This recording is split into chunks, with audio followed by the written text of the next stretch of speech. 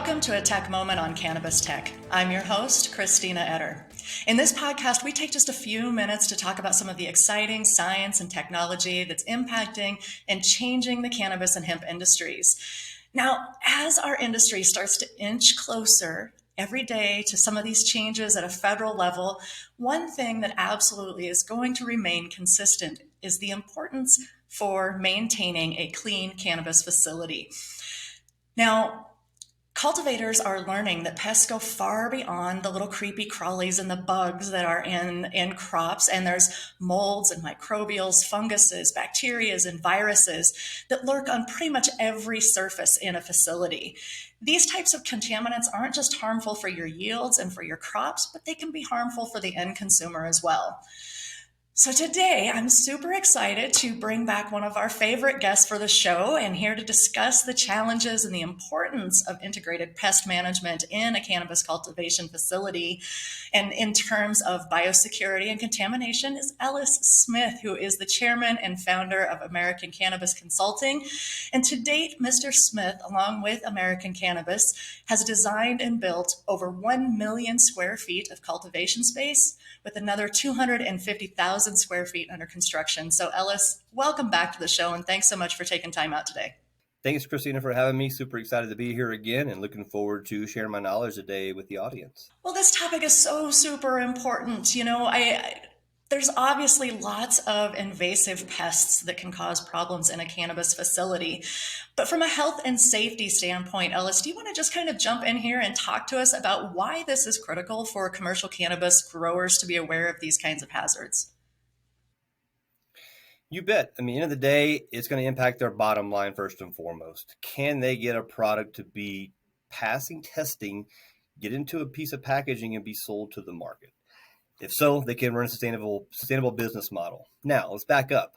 In order to do that, you have got to understand a lot of variables in your business, one being your integrated pest management and how you are going to put out a clean product at the end to pass that testing. If you do not have these processes and systems in place, your bottom line is going to be impacted heavily. Your business will shut down, and you're not going to be able to thrive in this industry like a lot of these other operators are. And so it's imperative to understanding your IPM from day one and how you bring plants into your facility and how those are handled, all the way down to your employees as they come into the facility as well, how they're handled and treated, meaning they should be removed from their street clothes. They should be put on a pair of shoes that has never left that cultivation site. They should be putting on hair nets if they have long hair, or wearing a hat, rubber gloves, and then having foot mats, these types of things as they walk through thresholds, having airlocks to separate spaces from each other so that the administration area doesn't contaminate the cultivation area. All these little details need to be front and center when you look at your business. As else not, it is detrimental to your success. And not having that planning ahead to understand, one, just your IPM around your plants, but two, just making sure that all your surfaces that are exposed to your plants as you harvest, as you dry, as you cure, as you package it, all those surfaces are a place for contamination as well and can cause detrimental damage to your business if those surfaces aren't treated just like you would treat your plant surfaces. And so this is imperative. This is front and center for all businesses, and I'm excited to really go more in detail today and really hit some of the more finer points on why this is so important. I am so glad that you brought up the topic of the safety around personnel. So as a journalist in this space, and I worked for a while in the cannabis space there in Denver, I've been through a lot of different cannabis grows. I've toured a lot of different facilities. And, that's one thing that I always questioned. I didn't see a lot of in the industry. So I'm glad to hear that some of that is starting to kind of pick up pace, and growers are starting to understand the importance of, ensuring that the personnel that's coming into the facility has actually, gone through the process to be decontaminated as well, because there's just so many things that as a human being we can carry into these facilities. Now, touch base for us, Ellis, on there's a couple of different types of issues in these cannabis grows and that can come in. There's an organic and inorganic contaminants. Do you want to touch base on what the differences are there and some of the things that these facilities need to be aware of? Sure. And so, you've got all types of different contaminants from the plant perspective, from molds, mildews, these types of things. Aspergillus, you've got E. coli, you've got all these other smaller bacterias as well that can cause problems. And really designing a plan around being able to understand where those contaminants can come from. What are the protocols to set in place to basically be the backstop to be preventative? Because at the end of the day, it needs to be a preventative approach, not a proactive, or it needs to be a proactive approach versus a preventative approach. Excuse me, got this backwards here.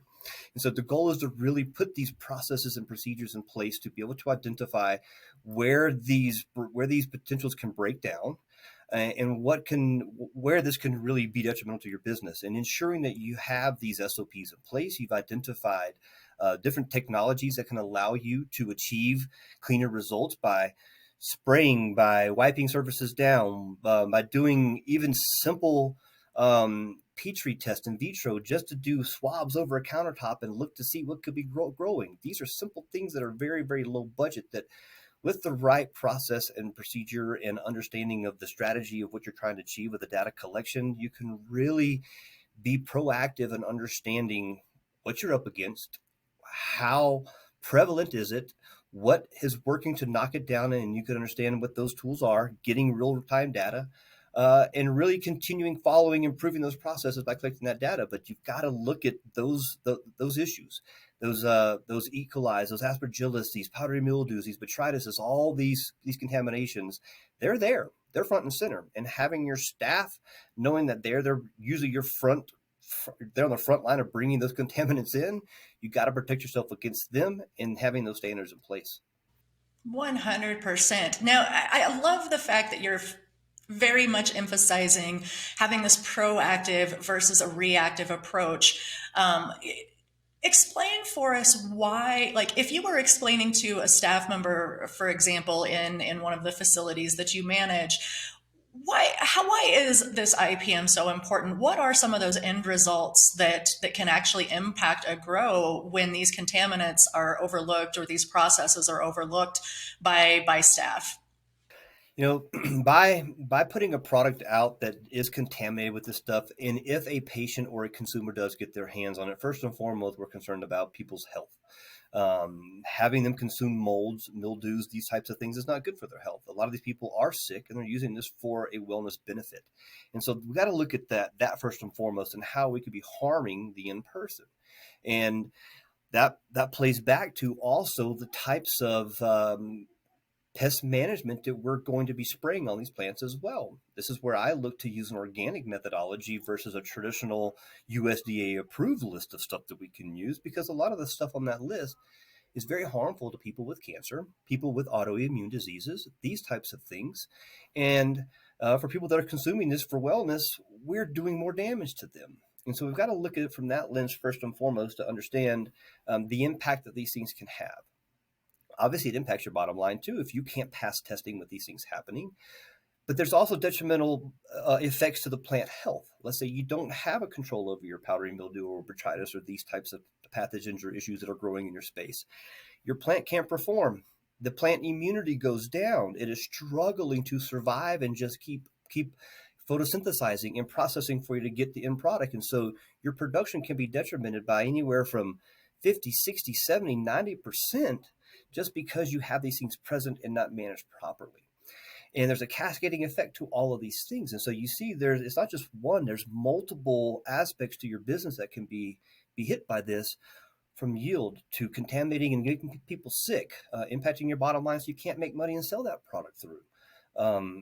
With all those things, this can really damage your business very, very fast. And so you have to be able to understand what can happen to you when those things do spiral out of control, with not having a proactive approach to this, because this is where I come in as a consultant, and I help businesses all the time with corrective action plans to save their businesses. The goal is to not have to chop down their whole facility and replant it again and waste 6 months of money trying to get it operational again. No one can afford to do that. No one can afford to shut their business down and owe millions of dollars to investors. So we come in and understand how we quickly can turn around these issues, and we have great processes and procedures that can take something that is now a reactive approach, bring in the right tools and do it quickly and be impactful and ensure that now we have a good starting point to continue a proactive approach moving forward. So let me play devil's advocate for just a second. I hear all the time in this industry, especially from people that have been in the legacy market and consumers that have been consuming cannabis for years or decades. One of the things that I hear all the time is, oh, people have been consuming cannabis forever. It's not that big a deal. What do you say to that from a commercial perspective? Because obviously we know at a commercial level like this, things are a little bit different than maybe they were 30 years ago. Well, I come from the basement market. I come from that legacy market, and we don't have the best ethics when it comes to how we treat these plants. And it may not be our ethics, it may be our knowledge. We may not know the knowledge of what we are putting on plants and spraying and using these horrible products that are not only bad for the end consumer consuming it, but for us that are handling it, that are spraying it on plants. We may not be using respirators. We may not be using rubber gloves and covering our bodies as it gets on our skin. I've got two employees that work for me right now. One is a fourth generation farmer. His direct exposure to pesticides and fertilizers in the 70s and 80s on large scale is a direct result of him having a particular kind of cancer. Another gentleman of mine who I just hired, who has been a horticulturist for over 28 years, he had a direct exposure to pesticides that caused a direct correlation to his cancer as well. This stuff is dangerous. Even on a commercial scale where this stuff is approved by our federal government, this stuff is causing cancer to our people. The stuff we're putting in people's basements and they're spraying and putting on our plants, they have no idea the damage that is being done to this. And I'm guilty for the shit too, excuse my language. I didn't know any better. I really didn't. And I've learned so much over my time and tenure to where now it is my mission front and center to be clean green certified. I can't be organic because they don't let me do that yet, but I believe that this is the best way to be able to manage a proactive approach while being true to the end consumer and being, in honoring being true to what this plant is supposed to do, being a healing plant. Right now, we're contradicting that by allowing us to do the things we're doing in the legacy market. They're 40 times worse. These guys have the worst habits ever, and they just don't know any better. Honestly, a lot of the times they just don't know any better. And it's our job to help them bring it to light to say, you need to understand the damage you're doing because it's worse than what you really think you're doing. You're not helping, you're hurting. I'm guilty. I was part of that equation and I'm trying to do my part to change that. Well, and I think it's, from my perspective, I've always put that into the terminology of, once you see behind the curtain, you can't unsee what you've seen. And so once we do get educated and once we do start to see these things, I think it does kind of create a new energy around that kind of awareness. And so from that standpoint then, and talking about what we can do, what are some of those best practices that cultivators and cannabis facilities can follow to help ensure that they help maintain some of these clean facilities? Yeah, and I'll back up to where I started earlier with it starts with your people. In pretty much every market that has medical recreation cannabis, there's some rule allowing your staff to grow at home. That means they're exercising their rights, and there's nothing wrong with that. We can't tell them not to do that. And they may not grow cannabis, they could be having a vegetable garden. So either way, they are your first point of contamination. And so you've got to treat them that way. As I mentioned, we want to make sure that we either are having a third party provide uniforms, or we at my facility, I bought washing machines and I bought everybody their own uniforms and we wash them on site. And we keep a pair of shoes on site that never leaves. And they have to walk through a certain SOP every day as they come into certain areas. When they leave for lunch, they've got to change those clothes, get into their street clothes, they leave and they come back, and it's this process. It starts there, first and foremost. Then we look at our integrated pest management. We want to understand what are we doing to be proactive to manage the plant health. As I look at a proactive approach, integrated pest management is treating of plants as if you have every pest known to man, even though you may never see pests for 2, 3, 4, 5 years. You always treat as if you have pests. I hate to see people that say, well, I haven't sprayed for years. I never have pests. Well, that's a very amateur basement mindset, and that's not horticulture. And so I'm bringing my experience from the specialty cut flower industry to bring a proactive approach and treat it like any other horticultural crop being grown out there. And so we have to look at it through that lens. So as we look to as we look to our IPM, now we want to eliminate 60% of what is being sprayed because what's approved by the USDA doesn't meet the organic standards. So now we're going to go to the organic standards side and look to see what is approved. A lot of these products are what they call 25B products, meaning they don't have to be registered as with an EPA number to say that it's a pesticide. It still has the great effects of what some of these pesticides do, but they're not harmful, meaning they don't have to wear a respirator. We don't have to have our whole staff evacuate the facility for 12 or 24 hours before we can re-entry because the stuff we're spraying is so toxic to their health. We want to look at these types of things that we're using and understand there's another way to do it. We don't have to go this extreme route. We also are using good bugs to eat bad bugs. I love this. This is what Mother Nature intended to do. This is exciting. This is what I think this is the neatest thing ever, to be able to bring in bugs and have them do the work, turn them loose. They're my armies, and they really help things keep at bay as well. And it's a symbiotic relationship, and I love how that works. And then it comes down to when you harvest a plant, what happens to every single surface in that facility, whether it's your floor, your walls, in your cultivation rooms, down to your drying and curing rooms. How are you managing all those surfaces now? How are you keeping those things contamination free? How do you ensure that harvested product that you spent 120 to 150 days to grow, how do you now ensure that this thing can get through the next 2 to 3 week process cleanly, safely, and packaged to be sold so you can impact your bottom line? And that is the trick here. You got many layers of things to look at first and foremost, following the whole process of the plant growth. And that end step, there's really where everyone fails. Everyone usually fails contamination from when they harvest that plant and the surfaces that come into contact with that plant from there on out. And this is where you really have to have that good process, procedure, protocols in place to really ensure you can get that product to market fast, securely, and safely. And so that's all those layers that you've really got to maintain. It's not a one-prong approach. It's about a 4 or 5-prong approach to really ensure you get it right. Right, right. And I'm so glad that you talk about there's so many different layers to this. And I'm thrilled to bring on our next guest. So now that we've talked about IPM and the challenges and the things that you're seeing from the cannabis perspective, I want to bring on Ron Romano, who is the president and CEO of SafetyNet America. And Ron, I have to quote something that I read from your website. It was something that you stated, and you said that infection control and prevention has never been more important than it is today. And I think there's so much truth to that because I think the pandemic really kind of educated a lot of us in terms of, viral contaminations and all of the things that we're dealing with.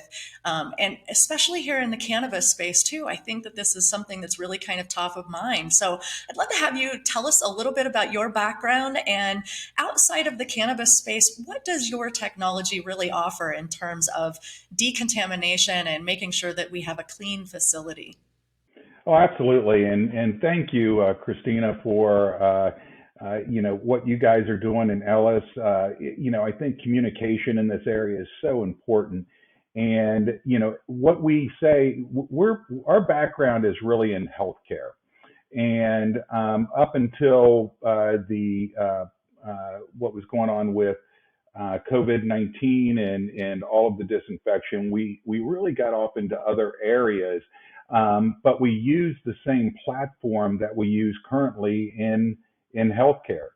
And, we're seeing more multi-drug resistant bacteria out there. We're seeing new bacterias. So I think that it's so important to prevent these rather than have to deal with these pathogens, all of these pathogens, when it gets to a state like we did with COVID-19. So our roots are really started off in healthcare, but now we are working with schools, we're working with prisons, we're working with law enforcement, the government. We're in all different areas.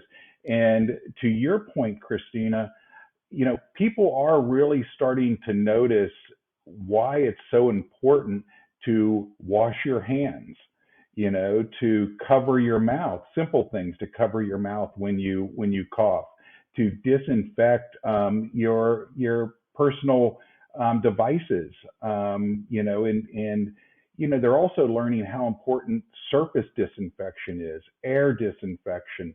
So all of these things, have always been really important. But to your point, the recent pandemic really brought it to the forefront.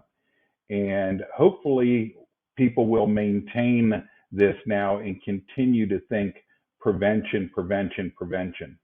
So that's kind of where we're at with our organization, and the importance that we place on that. I'm a clinician by background. I've been in the hospitals for the last 30 years. SafetyNet is a bioprotection company, and our company has been around since 2006. And we believe in protecting the patient. And that's why it was so refreshing to hear what Ellis is saying and the importance that you guys are placing on the person that is consuming the cannabis. And, to Ellis's point, these are already a lot of times, if they're using it for medical reasons, these are already fragile patients and fragile people. So, introducing something that's going to make them feel better through the cannabis, I think is fantastic, but you have to do it in a clean way. And that is eliminating the pesticides behind it, because we all know what pesticides can do. And these pesticides are being introduced right into the bloodstream, right? They're going, we're a lot of times smoking them or edibles, but they're getting right into the bloodstream. So we got to make sure that these are all clean, and that's what excites us so much. Most definitely. And I can tell you from a personal perspective, my parents were both corn farmers in Iowa, and I lost them both to lung cancer, and most likely because of the chemicals that they used on the fields back then. And so this is something that is very near and dear to my heart, especially when you're talking about a product that we are inhaling into the most critical organ in our body is our lungs, so it's definitely critically important, I believe, to make sure that these products are safe and clean, especially when you're selling them for a profit to people that are using them for medical benefit. That's just good ethics from that standpoint. But Ron, I'm interested to hear, what was kind of that aha moment when you realized that your technology that you're working with right now would be a benefit to the cannabis space?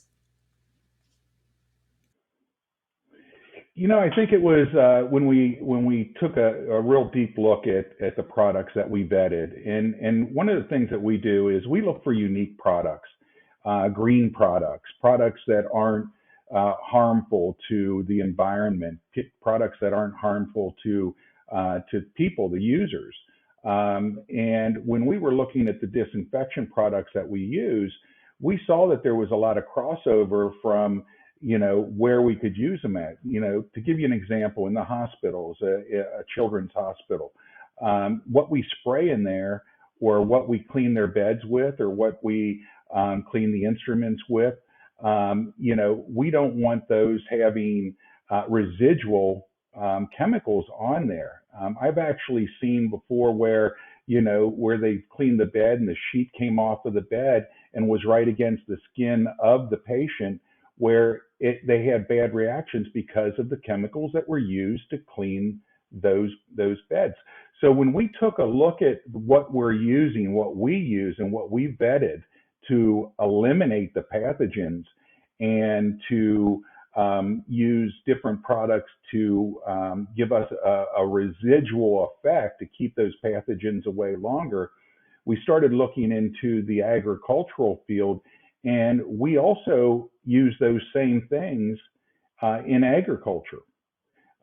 We use them in packaging. We use them in food processing. Our products are EPA and FDA approved. And so they are clean products that will kill pathogens.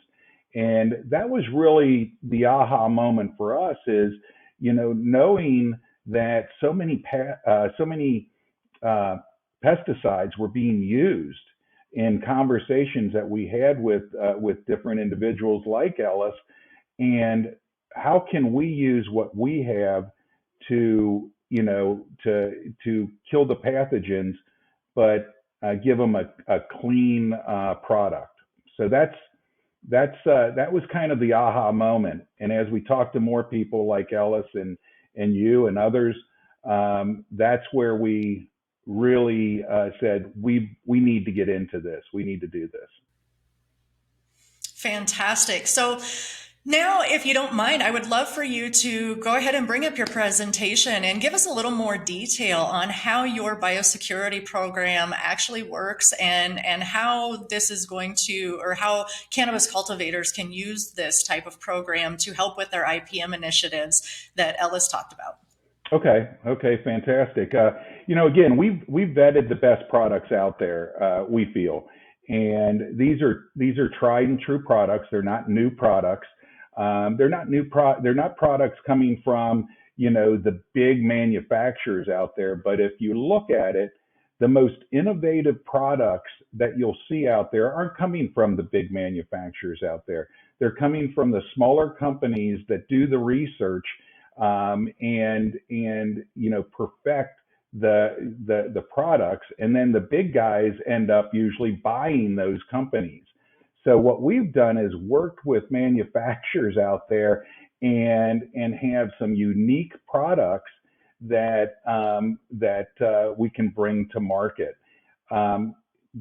In looking at this, the first there's different pillars that we feel. There's actually five pillars that we look at, or elements that we look at.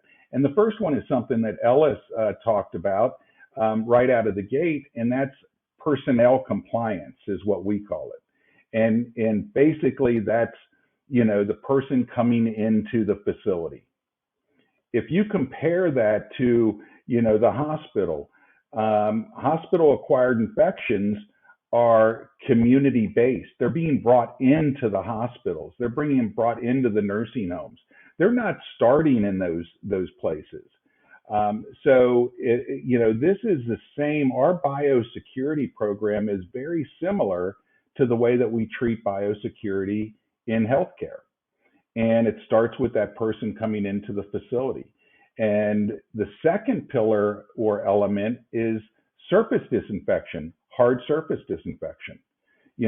Everything that you touch is coming from the surface onto your mobile devices or onto your clothes. So surfaces are very important. And then the next area is air purification and air disinfection. And we'll tell you about a very unique product there that is actually right now on the Pentagon for bioterrorism that we use in hospitals, and that is appropriate for the cannabis world. And then the next one is water purification.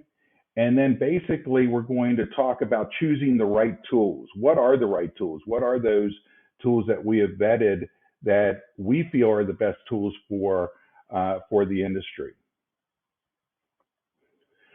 Personal compliance is, as Ellis said, it's what are your employees bringing in with them? Basically what's on their clothes. And I totally agree with you, Ellis. Give them a change of clothes. Make sure that the shoes they're wearing are shoes for those facilities that they're using in that facility. Don't let them bring things in from home. Have them change there, and a lot of times have them shower there as well. I know when I worked personally in ICUs, we would come in, we would change our clothes and change into scrubs and go into the ICU gowned up, shoe covers on, and that would prevent the cross contamination and bringing pathogens in. Same thing as you said in the cannabis world. What devices are they bringing in? Are they bringing their phone in? Everybody likes to bring their phone everywhere, and the phones, as you guys know, mobile devices are probably the dirtiest things that you can have in your hands. They compare it to 5 times more germs than a public toilet seat. So you can tell how filthy those are. So how are we going to disinfect these things in the facility or before they go into the grow areas? We have a couple products that we will dive deeper in at another point, but we actually have a laundry detergent for the clothes that embeds an antimicrobial into the material, and it continues to work through multiple washings. So, we recommend you continue to use it, but it actually embeds and stays on the clothes. We also have a hand sanitizer. It's non-alcoholic. Once you sanitize your hands with it, it lasts for 8 hours on your hands. It's not like alcohol where it goes on, kills it, and then the next time you touch something, it's gone again. So those kind of things. We actually, during COVID-19, we developed a UV box to put their cell phones in. So you put a cell phone or a personal device in there, a iPad or something in there. You could put your tools in there that you use for clipping and trimming the cannabis plants, and it kills all the pathogens on it to a 99.999% level. So it eradicates them in 30 seconds. So, the first place that you want to do, that you want these things, is to stop these pathogens at the door. And that's all about personnel compliance.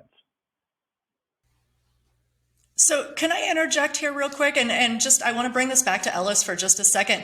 Ellis, I'm curious from your standpoint and in running facilities, what kind of buy-in are you seeing from personnel in different facilities when you start implementing safety protocol like this in terms of decontamination and making sure that the facility stays clean?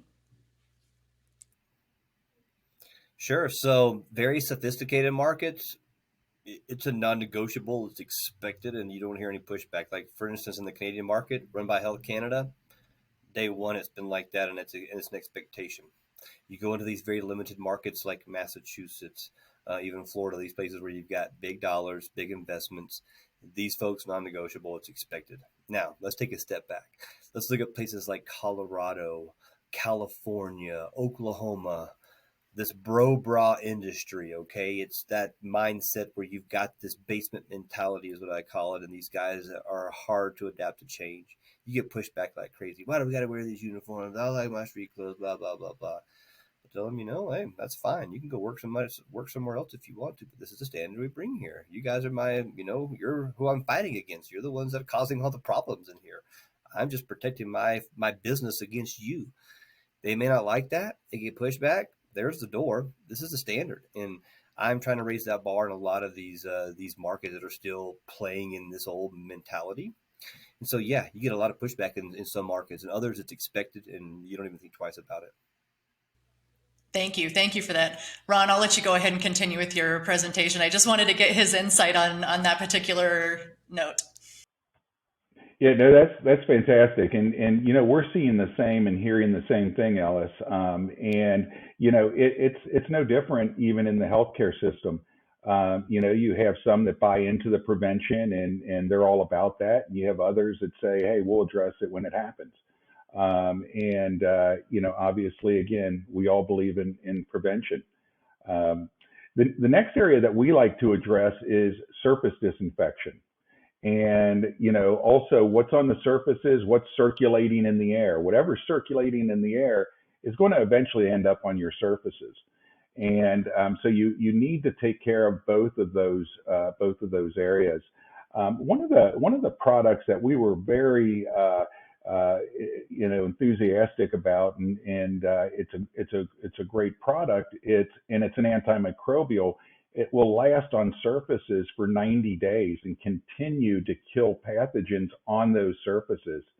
It's actually a silane quaternary ammonium, or a cyquat, and it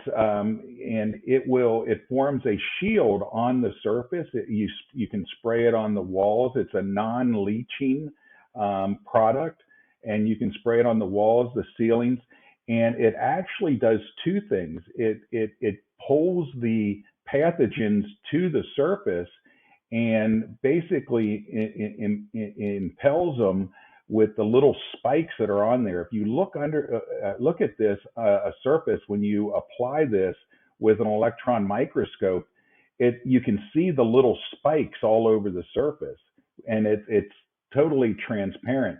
And the cool thing about this is it actually pulls the pathogens out of the air. So it acts as not only a surface disinfectant or antimicrobial, but also helps in cleaning the air as well. So it reduces the pathogens in the air. And it doesn't, you can't build up a resistance to it because it's a mechanical kill. So that's a really, and the other thing that you can do with it, I think it's worth mentioning, is you can also spray your air filters with it. It will stay on there. And a lot of times, any kind of HEPA filters or air filters that are being used, they're going to trap pathogens. But what you want to do is you want to kill those pathogens. So it can also be used on that. So there's multiple ways to use this type of a product, and it's extremely effective. We also use it in packaging. You can put it on the little clamshells, the little plastic clamshells that you put fruits and vegetables in. The same would be, the packaging that you might use for, cannabis. You can put it on that. You can also put it on the pots. You can, and it will reduce the pathogen levels on there.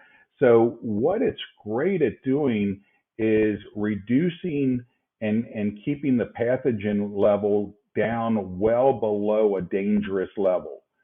So the next time that you go in to disinfect, you're not having to reduce all of these pathogens. You continue to be at a safe level for that 90 days.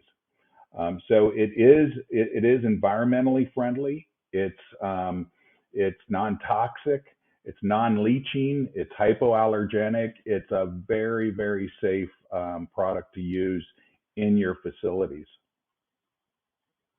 The other thing we talked a little bit about was the packaging. And just to give you an idea, when we put that on packaging for, say, mushrooms, those usually last in the packaging maybe, a week before they start getting moldy, and you can see they start getting kind of rotten. When we sprayed a package with this and then put the mushrooms in, they lasted actually for 21 days. 21 days. So it increased the life of that because it pulled the pathogens or the mold and everything off of that and killed it in the package. Same with, you guys have seen on raspberries before, you get that white fuzzy mold or mildew. Same with that. You spray it on the packaging. I spray it on a bowl at home when we put our fruit in there. It'll last up to 30 days and longer. So it's very effective antimicrobial.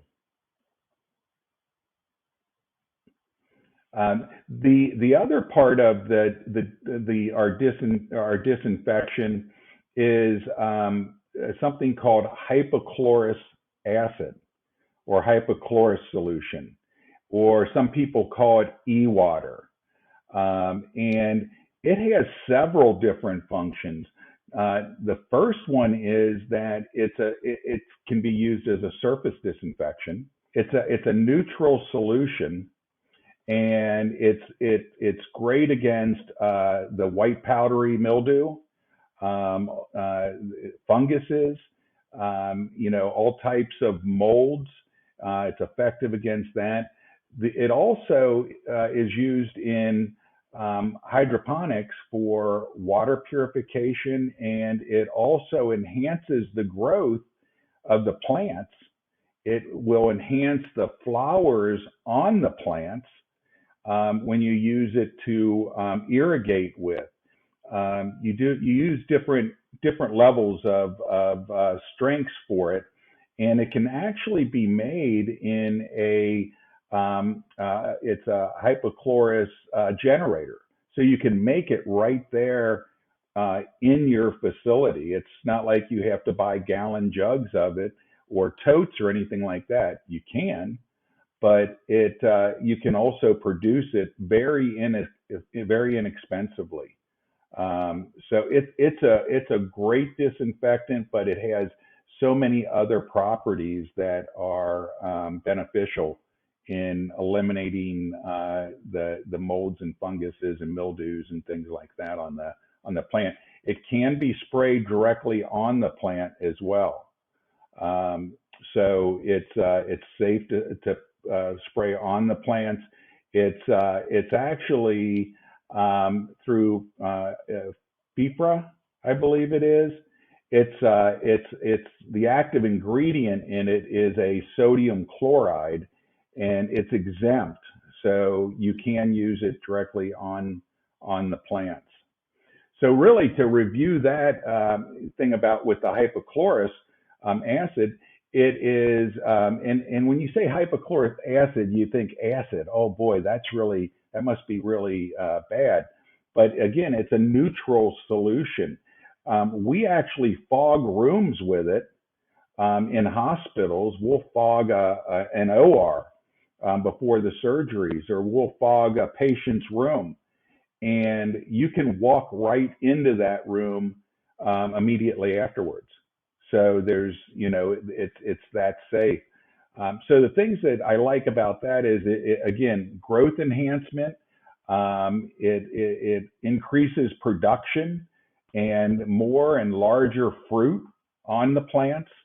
It improves the quality of the plants. It also extends the shelf life, and it's approved by the EPA. So it is an approved a product, but it is a green product as well. It's approved for organic production. So that's another one of the products that we use to disinfect surfaces, and again, it has many other benefits as well. Now I'd like to talk a little bit, because this is really an exciting product for us, is air purification. And I know that you guys you probably use different air systems, from split units to big 10-ton HVAC units, and everybody has different ways that they try to disinfect, whether it's using THI in those units, which is a photohydroionization process, or UV rods, like right in the vent areas. But the system that we have, it's called the AUVS, Advanced Ultraviolet Systems, and it is a BP 3131. This product was developed by Dr. Wayne Clark through a DARPA grant. And it actually sits, the initial product sits on top of the Pentagon for addressing bioterrorism. So somebody couldn't take a drone up in the air and drop anthrax in a ventilation system or something like that, or in the air going inside. And it was really during the anthrax scare that they had at the Pentagon, if you'll remember that some years ago. So this system now, we have, Dr. Clark has helped us with making smaller versions of that can be used in the hospitals, in the ORs, and different isolation areas. But what this will do is the air that goes through there at 2,000 CFM, which is moving pretty quickly through there, about 120,000 CFMs per hour, it's going to produce a 5-log kill. So it's going to zap whatever comes through that in a split second and kill it. So if you have any kind of spores, mold spores, aspergillus, you spoke about before, E. coli, salmonella, anything that comes through there, it's going to zap it and kill it immediately. And that's on the first pass. That's on the first pass through. So it's probably the highest technology that is on the market today for air purification. So it's an absolutely fantastic unit. We're looking right now at putting that unit in about 60 ORs in just one hospital. Again, I just have to say too, I think prior to 2020, I think air disinfection was something that we really didn't give a whole lot of thought to. But now I think that the awareness is there, that there are things that are carried in the air, that are things that linger maybe in the air longer than other things. And I feel like this kind of technology is going to be more prevalent, not just in the cannabis space, but in multiple kind of public areas and places where people gather, or where, air quality is going to be of utmost importance. Christina, I completely agree with, the air purification is such an important part. And, that's one of the biggest issues is people really don't understand what's floating, or don't know what's floating around in the air. So it's really important to have a good air purification system, and one that's going to remove all the contaminants, VOCs, and as well as the molds and mold spores and pathogens that are in the air. Next, what I think is one of the a very important part of it is in surface disinfection. How do we apply what we've already talked about with the Biotrex, which is the antimicrobial, or the hyperchlorous acid, which is the disinfectant, as that you can apply to the plants, to the surfaces. And the best way to do that is through an electrostatic sprayer. An electrostatic sprayer does a couple things that I think are really important. Number one, the electrostatic sprayer provides a charge to the particle, or to the spray that's coming out. So the electrostatic charge is very important, because that's what makes it wrap around an object and stick to the object. The second thing is the electrostatic sprayers consistently put the spray out in about a 30 micron mist. So you're getting a really nice fine mist that has an electrostatic charge on it that's wrapping around the object. So the important thing there is that you're getting exceptional coverage that you don't get out of a regular sprayer, one of the pump sprayers or hydraulic sprayers. The second thing is you're using a lot less solution. So it's more cost effective. It's much more efficient. Some of the sprayers that we use everything from backpack sprayers that are easy to maneuver around a facility, to suitcase sprayers, and then some of our bigger sprayers for some of the large rooms, like our XT3. And these are all electrostatic sprayers, all extremely efficient. We have a video that we will be able to link to this, so you can see exactly in the agricultural area how effective these electrostatic sprayers are.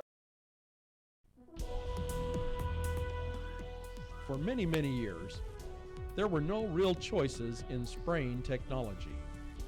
A solution emitted from a conventional hydraulic sprayer covers only the top or front of the object, but leaves much of the target uncoated, especially on the back or underneath side. Electrostatic spraying systems has changed that. Now you can coat the entire targeted object. Watch this apple duster demonstration and see for yourself. The first apple will be sprayed with a conventional spray technique without an electrostatic charge. Now we apply the electrostatic charge to the sprayer and coat the second apple.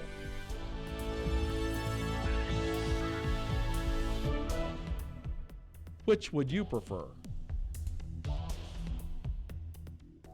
Whether spraying for insects, mold, bacteria, or germs, only electrostatic spraying systems gives you full coverage.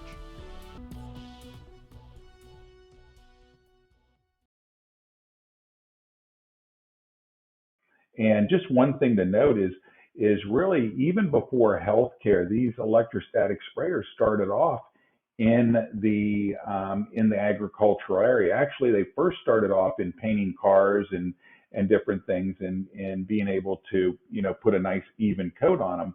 But then it moved over to the agricultural area because what they saw was they were able to kill everything that was on the top of the plant, but they couldn't get underneath. Now with the electrostatic charge, they can get the top, the bottom, and everything in between. So very effective for what our needs would be in the cannabis area.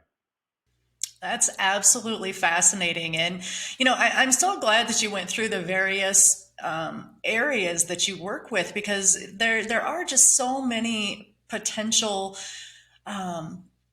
cracks and crevices, I think is what I want to say, for these contaminants to get through and to really wreak havoc on a facility. So, implementing these different types of technologies and starting to reduce those contaminants. And one of the things that we talked about early on in the podcast, and I'd like to circle back to now, is the fact that by doing a lot of these technologies and things that you're suggesting and that SafetyNet offers, I mean, in the long run, that's going to reduce their need for different pesticides and chemical cleaners and all of these other things that, are long-term consumable costs for a facility. So I can absolutely understand how technologies like yours are going to help reduce those costs and help make that grow not only safer and cleaner, but more efficient in the long run.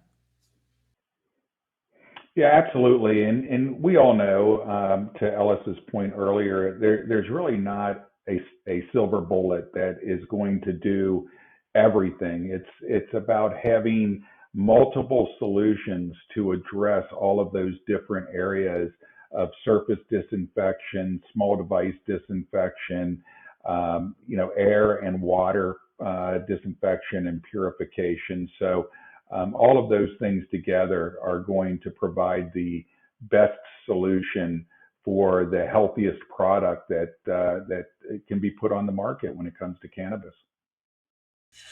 Well, Ron and Ellis, I want to thank both of you so much for taking time out of your day today to come on the show and talk about how important these measures are and have this sort of problem solution conversation that we've had to not only just point out the problems that some of these cannabis facilities are facing, but then from your perspective, Ron, actually talk about some of the solutions and some of the processes and the SOPs that facilities can put into place and help ensure that their facility stays clean and that they can put out the best, highest quality product there is out there.